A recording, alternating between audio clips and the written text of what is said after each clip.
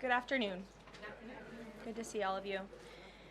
I want to begin today's briefing by addressing the horrific shooting that took place yesterday at the Annunciation Catholic Church in Minneapolis, Minnesota, where a deranged shooter opened fire during morning mass, killing an innocent 8-year-old and 10-year-old. 14 other children and 3 adults were also injured during this horrible tragedy. This was the first morning mass of the school year for these beautiful, innocent children, and this sacred religious service was desecrated by an evil monster.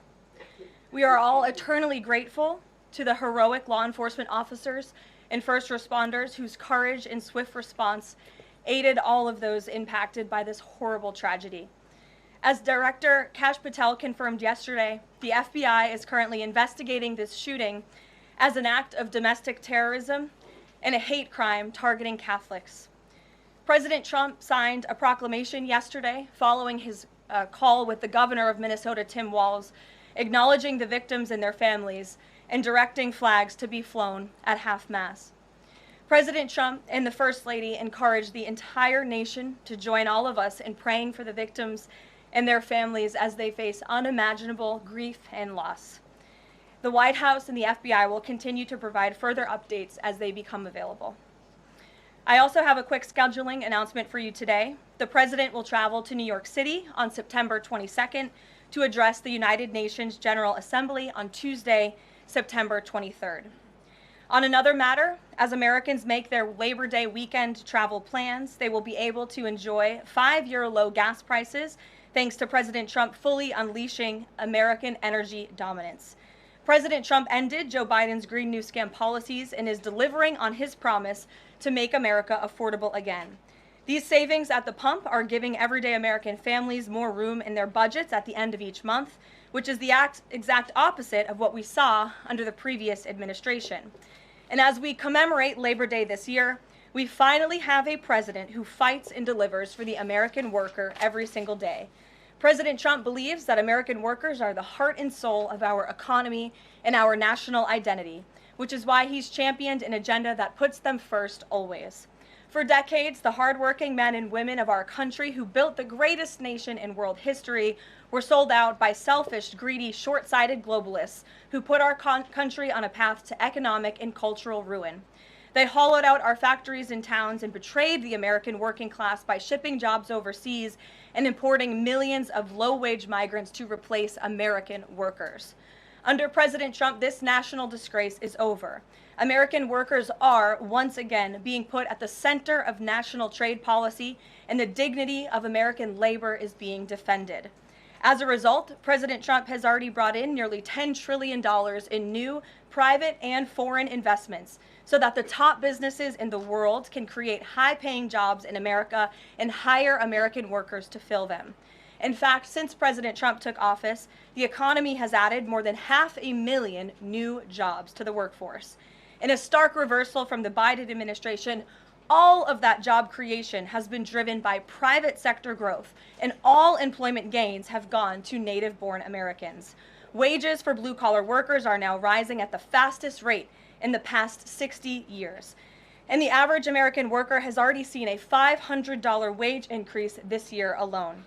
Thanks to the largest middle tax cuts ever signed into law by President Trump, with no tax on tips, no tax on overtime, no tax on Social Security, Americans in all 50 states will keep more of their hard-earned money. The average American taxpayer will see a tax cut of nearly $4,000 because of these pro-growth provisions, according to analysis from the Nonpartisan Tax Foundation. In other news, President Trump continues to deliver on his promise to restore law and order to our nation's capital. Since President Trump's intervention, there have been more than 1,283 arrests right here in the District of Columbia. Total crime in D.C. is down 19%, and violent crime is down 30%. Carjackings in the district are down 67%. Homicides are down 57%. Robberies are down 40%.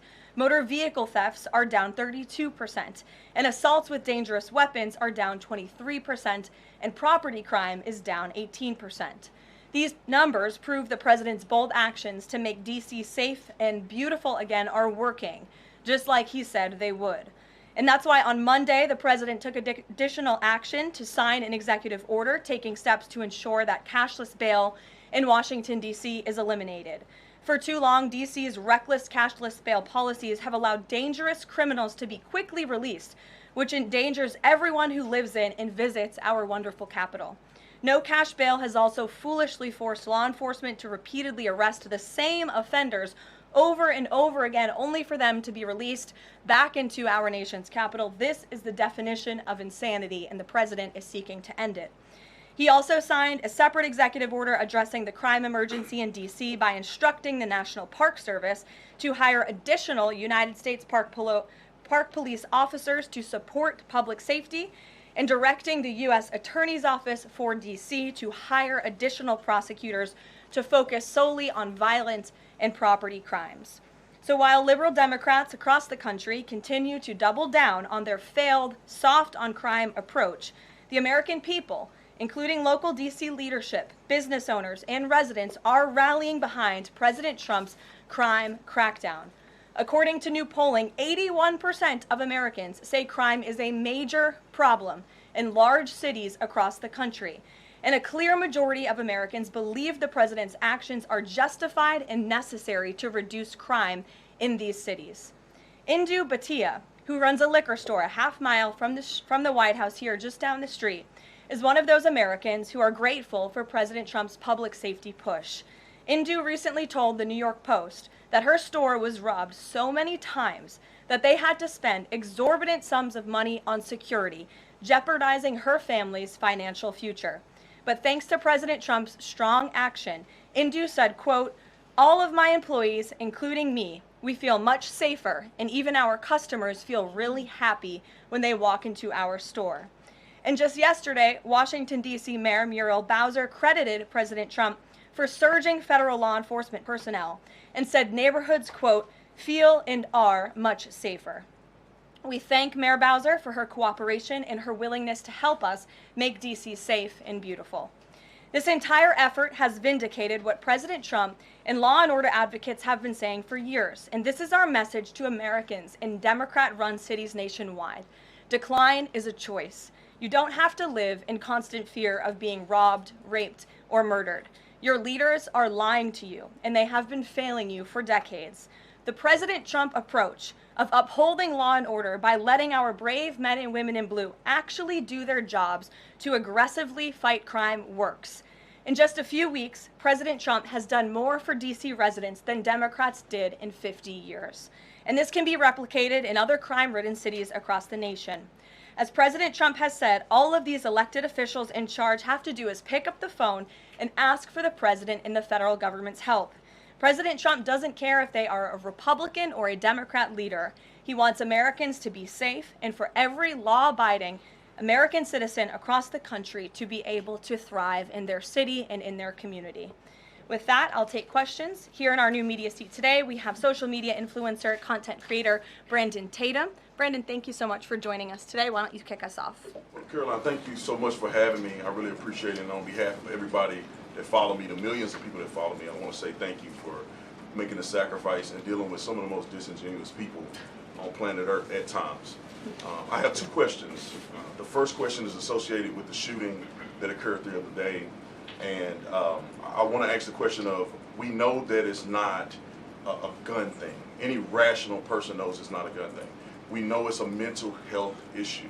So I want to know from you, what is President Trump and the White House going to do to address mental health issues around the country associated with these shootings? And the second thing is Chicago. You know, anybody with, and I say, with a connected brainstem knows that Chicago's crime is out of control. And young black men are getting killed, laying dead in the middle of the streets every single day in Chicago. No president has addressed any of these issues. And so what is the White House going to do to address issues in their capacity to deal with the conflict and violence in Chicago? Sure. Well, to your first question about this shooting in Minnesota, right now, the administration is focused on helping the people of Minnesota. It's been less than a day, of course, since this tragedy happened. We have federal law enforcement on the ground assisting local law enforcement. This investigation is ongoing. There's still a lot of facts to understand about these circumstances, and so we're going to continue to do that. As for Chicago and cracking down on crime, it is a priority of this administration to ensure that American cities are safe again, and I'm so glad that you brought up the crime in Chicago, because we've been seeing the governor of Illinois parading out there saying that there's nothing wrong with Chicago. It's a great place to live. There's no crime there. He doesn't need President Trump's help. Well, I think the residents of Chicago beg to differ, and the statistics beg to differ. And I'll just share a few of those statistics with all of you. For 13 consecutive years, Chicago has had the most murders of any U.S. city. This is J.B. Pritzker's legacy, by the way. For 7 consecutive years, Chicago has had the highest murder rate among U.S. cities with more than 1 million people. In 2024, just last year, Chicago's murder rate per capita was 3 times higher than Los Angeles and nearly 5 times higher than New York City.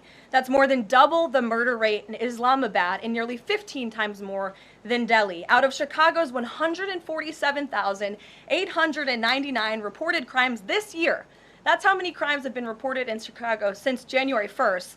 There have only been arrests in 16% of them. These numbers are unacceptable. There have been more illegal guns recovered in Chicago than in New York City and Los Angeles combined. The number of reported motor vehicle thefts last year was more than double the number in 2021.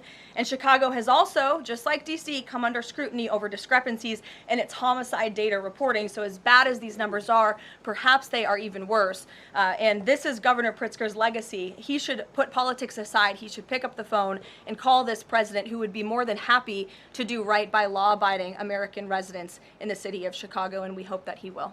Gabe, and thanks for being here, Brandon. Gabe. Caroline, thank you so much. First on the firing of the CDC director. First, Sure. Who will replace her? And then also, overnight the White House said that she did not align with the president's agenda. Dr. Menard's attorneys say that she refused to rubber stamp unscientific, reckless directives and fire dedicated health experts. What specifically did she do wrong?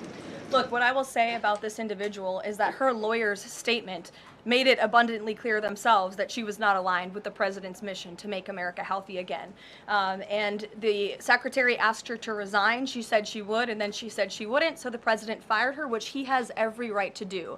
It was President Trump who was overwhelmingly reelected on November 5th. This woman has never received a vote in her life, and the president has the authority to fire those who are not aligned with his mission. A new replacement will be announced by either the president or the secretary very soon. And the president and Secretary Kennedy are committed to restoring trust and transparency and credibility to the CDC by ensuring their leadership and their decisions are more public-facing, more accountable, strengthening our public health system, and restoring it to its core mission of protecting Americans from communicable diseases, investing in innovation to prevent, detect, and respond to future threats. That's the mission of the CDC, and we're going to make sure that folks that are in positions of leadership there are aligned with that mission. And briefly on another topic, Alligator Alcatraz. Last week, a judge on an environmental concerns lawsuit said that the administration had 60 days to wind down operations there, state officials did. Now, the administration has not been shy in fighting back against what it calls activist judges, but why is it backing down this time? We're not backing down. We've always said that we are going to continue to fight in the court of law for what's right, because we know that what this administration is doing with respect to all policy, but also immigration policy, is above the books, and we're abiding by our nation's immigration laws. And we think it's despicable that an activist judge has inserted themselves in this migrant detention facility to the point where DHS is now having to relocate these illegal immigrants to other detention facilities around the country. That is an unnecessary burden on the Department of Homeland Security and these agents who should be removing these criminals from our community. That's what the American people elected this president to do. So we've always maintained, Gabe, we're going to comply with court orders, but we're also going to fight back on them on the merits of the law. And DHS is in compliance while we disagree with this decision, and we'll continue to fight it in court. Let's go to... Hey, Go ahead. Thanks so much. So just following up on the CDC firing, Sure. Are you anticipating other changes there at CDC in addition to that firing? And is the administration going through in a very sort of organized fashion? Is there a task force that's going through high-level appointees to see who is or isn't aligned with the mission? Like, should we expect more changes? Not to my knowledge. I understand there were a few other individuals who resigned after the firing of Ms. Monarez. One of those individuals wrote in his departure statement that he identifies pregnant women as pregnant people. So that's not someone who we want in this administration anyway. So if people are not aligned with the president's vision and the secretary's vision to make our country healthy again, then we will gladly show them the door. Caroline, can I just go to the back. Thank you, Yes. Caroline. Go behind you, Andrew. Go ahead. Oh, thank you, Caroline. The military deployment that President Trump has sent to the Caribbean Sea close to the shores with Venezuela is massive. It's much more that is needed to simply counter narcotics operations. Is President Trump considering launching military strikes to military installments or facilities in Venezuelan soil? I won't get ahead of the president with respect to any military action or questions about that ever. But what I will tell you is that many Caribbean nations and many nations in the region have applauded the administration's counter-drug operations and efforts, and the president is prepared to use every element of American power to stop drugs from flooding into our country and to bring those responsible to justice. And as I've said from this podium before, the Maduro regime is not the legitimate government of Venezuela. It is a narco-terror cartel. Maduro is not a legitimate president. He is a fugitive head of this drug cartel. He has been indicted in the United States for trafficking drugs into our country, and it is the utmost responsibility of this president and this administration to prevent the illicit flow of drugs into our country and to protect citizens from those deadly poisons. Reagan. Thanks, Caroline. I have two questions for you. Sure. Democrats, including former White House Press Secretary Jen Psaki and Minneapolis Mayor Jacob Frey, attacked prayer and pushed gun control in the aftermath of yesterday's shooting. What's the White House's response to their comments? Yes, I saw the comments of my predecessor, Ms. Psaki, and frankly, I think they're incredibly insensitive and disrespectful to the tens of millions of Americans of faith across this country who believe in the power of prayer, who believe that prayer works, and who believe that in a time of mourning like this, when beautiful young children were killed while praying in a church, it's utterly disrespectful to deride the power of prayer in this country, and it's disrespectful to the millions of Americans of faith. And I would encourage Ms. Psaki to pray for these families themselves who need it right now more than ever. My second question for you is that there have been media outlets who have glazed over the fact that the shooter was confused in their gender identity. Does the administration believe that this element needs to be investigated in the shooting? All of the elements are being investigated in the shooting, absolutely. Which is why part of the reason the FBI director came out and immediately confirmed that facet of the investigation. John. Thanks a lot, Caroline. Two questions on two separate issues. First of all, the drone and missile strikes that took place overnight in Ukraine. General Keith Kellogg, the president's special envoy, has described these attacks as egregious. Do you agree with that description, and do you view President Putin as an impediment to getting peace between these two countries? Well, it's not about if I agree, it's about what the president thinks, and I know what the president thinks because I talked to him about this. He was not happy about this news, but he was also not surprised. These are two countries that have been at war for a very long time. Russia launched this attack on Kyiv, and likewise, Ukraine recently dealt a blow to Russia's oil refineries. They have taken out, as a matter of fact, 20% of Russia's oil refinery capacity over the course of their attacks throughout the month of August. So the president is continuing to watch this intently, and this killing, unfortunately, will continue as long as the war continues, which is why the president wants it to end.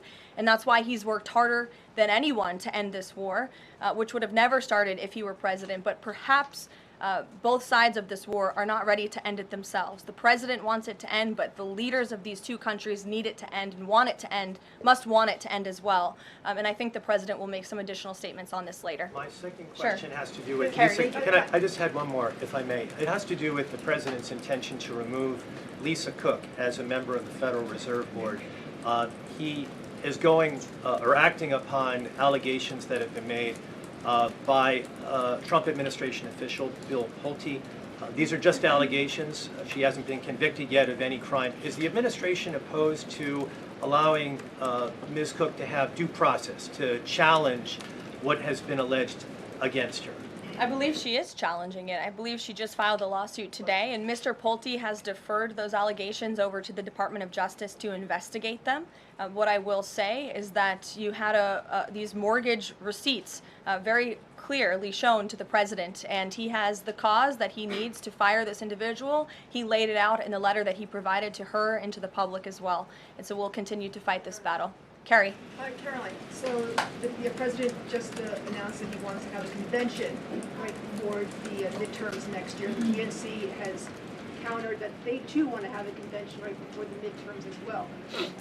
What's the White House's response to that? And can you give us just a little bit of a hint or a tease here as to how the president envisions a convention for the midterms? Look, the president put out a statement on this earlier today. I'll let him speak further on the plans that he envisions, but I think he's very proud of the accomplishments and the achievements of his administration, as he should be. The most secure border in United States history, a crackdown on crime here in our nation's capital, an attack or a reversal of the attack on our energy industry from the previous administration. As I just pointed out to you, gas prices today, this Labor Day, are the lowest they've been since Labor Day in 2020. Our economy is bringing in trillions of dollars in revenue from all over the world again. So there's so much for Republicans and for the president and for Americans across the country to be proud of, and I think the president wants to see that celebrated. But for any further details on this as they come, we'll provide you with them.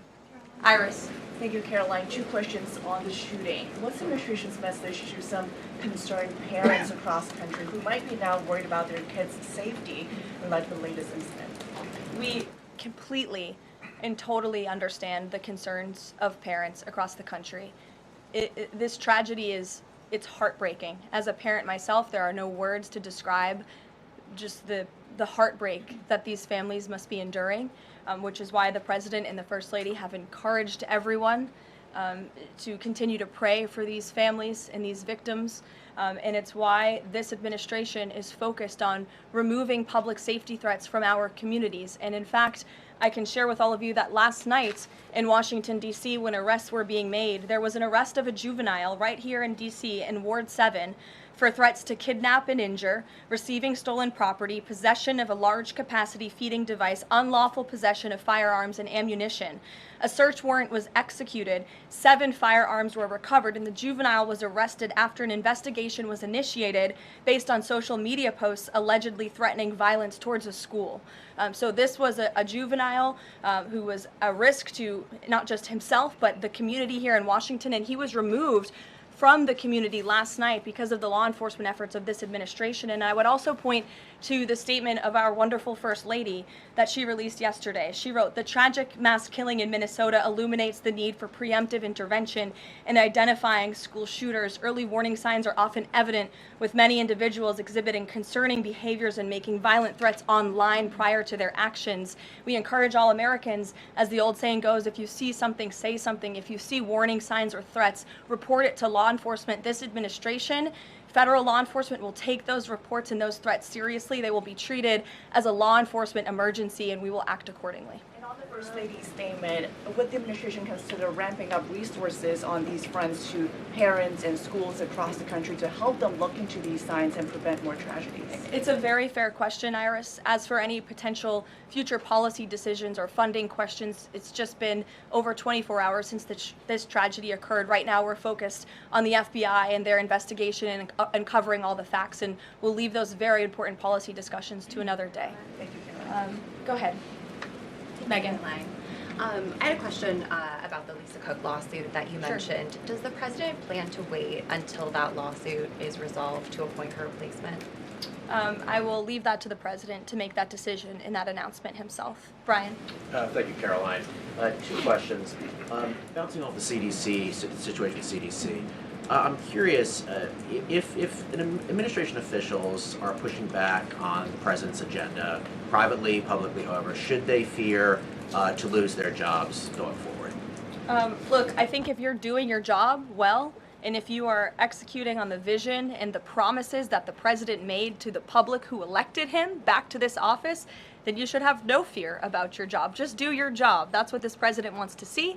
He wants to see people solving problems. He wants to see the people who have the privilege of serving the American taxpayer and the federal government abiding by the wishes of the American taxpayers who overwhelmingly reelected him in this cabinet to make America great again, or in this case, make America healthy again. On the Intel deal, where the U.S. got a stake in that company, there's two things I want to ask about that. The first is, what did the U.S. get back in return for that deal? And the second thing is, what are the future plans for giving any form of money to another company? It could be through the CHIPS Act, like this deal, or some other form of funds. What are the plans there by this White House administration? Well, look, as you know, Brian, very well, because you cover it often, the Intel deal is still being ironed out by the Department of Commerce. The T's are still being crossed, the I's are still being dotted.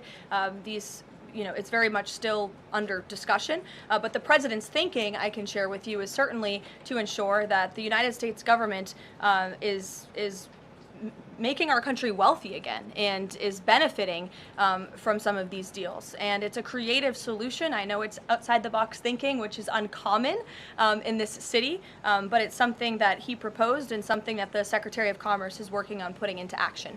Mary. Thanks, Caroline. I have a couple questions on the shooting yesterday. The first one, this is the second shooting involving a trans-identifying shooter who specifically targeted Christians and Catholic kids. What kind of consequences do the gender-affirming therapists, doctors, or even the parents of these shooters face after these types of shootings? Well, as for the parents and potential therapists in this case, again, all of that is still currently being investigated by the FBI. I know the Secretary of Health and Human Services this morning said that HHS is investigating perhaps links between some of these drugs and these prescription drugs that some of these minors may be taking and an increase in violence. And obviously we have mental health problems in this country that this administration and Secretary Kennedy will continue to speak out about in the work that we're doing to solve it. Thank you. And just to follow up, I've seen a lot of calls for action, among these lawmakers saying that we shouldn't just be praying. One that I've seen on the right, actually, is calls for the FBI to institute a new class of domestic terrorism that involves trans ideology. Is that something that the administration would support? I would have to check with the appropriate people on that. Daniel. Thank you, Caroline. We saw some new revised economic data come out today showing the U.S. economy moved at a 3.3% clip, largely buoyed by a surge in capex. What's the White House reaction to this, and is this sort of the president's vision beginning to come to life after the Big Beautiful Bill was passed in July? Yes, I mean, look, we did say that once the Big Beautiful Bill was signed into law, we're going to see the effects of this massive pro-growth piece of legislation. As I laid out for you as we head into the Labor Day weekend, there's many positive economic indicators that the American people can be hopeful about. But don't forget, we are reversing 4 years of reckless spending from the previous administration, of slamming regulations down the throats of American business owners and consumers across the country. But the administration is working very hard to unravel all of that and to ensure that small business owners and workers are thriving and that they have more money in their own pockets to spend. Thank you. Thanks so much, Caroline. Back on the CDC, there was reporting that some of the initial problems between RFK and the CDC director stemmed from miscommunications or differences on vaccine policy. So I wonder if you could just say whether or not the president believes that the COVID vaccine should be available to and covered by insurance for all Americans, regardless of age and pre-existing conditions. What I will tell you is that the FDA recently revoked the emergency use authorizations for 3 COVID vaccinations while simultaneously greenlighting 4 new COVID-19 vaccines with 2025 and 2026 formulas. The reason for the revocation of that emergency use authorization is because obviously the COVID pandemic and the public health emergency is over. But just to correct the record, because there's been a lot of misinformation on this, the FDA's decision does not affect the availability of COVID vaccines for Americans who want them. We believe in individual choice. That's a promise both the president and the secretary have made, and it's a promise they have now delivered on. Question, if I could, Caroline. Second question, if I could. Sorry. I wonder if you could answer why the president hasn't acknowledged the shooting at CDC headquarters that took place earlier in August, where a police officer was killed, and it was reported that the motivation for the shooting was somebody who was really unhappy with the effects of the COVID vaccine. We absolutely were very much aware of that shooting. The Secretary of Health and Human Services put out a statement immediately. He was in touch with the CDC, and he actually traveled to Georgia to assess the situation and to mourn with the people who work in that building there. So. Caroline. Go ahead. With respect to Labor Day, one of the most underrepresented groups right now are police officers. 30,000 police officers short in America right now. To Brandon's question, 1,300 short in Chicago, 3,000 short in New York, 500 short here in Washington, D.C. What can the White House, what can the President do to help recruitment of police officers? You've done well with the military and Border Patrol. What can be done to get more police officers on the streets of America? Well, the president has certainly been very successful in recruiting federal law enforcement. If you look at the ICE recruitment campaign that was led by he and our Secretary of Homeland Security, we've seen more than, I believe, 130,000 applicants to join ICE, which is just amazing. There's more applicants now than there are jobs to fill, and we're very grateful for that. Clearly, Americans want to serve their communities. They just need a leader who encourages them to do so. So maybe Governor Pritzker should spend less time demonizing the police, more time trying to recruit more police, and more time trying to call the President of the United States to get crime in his city under control. The President wants to allow law enforcement, whether it's state, local, federal, to do their jobs, to arrest criminals, to put them behind bars, and to remove public safety threats from American communities. He'll continue to do that. Thank you, guys.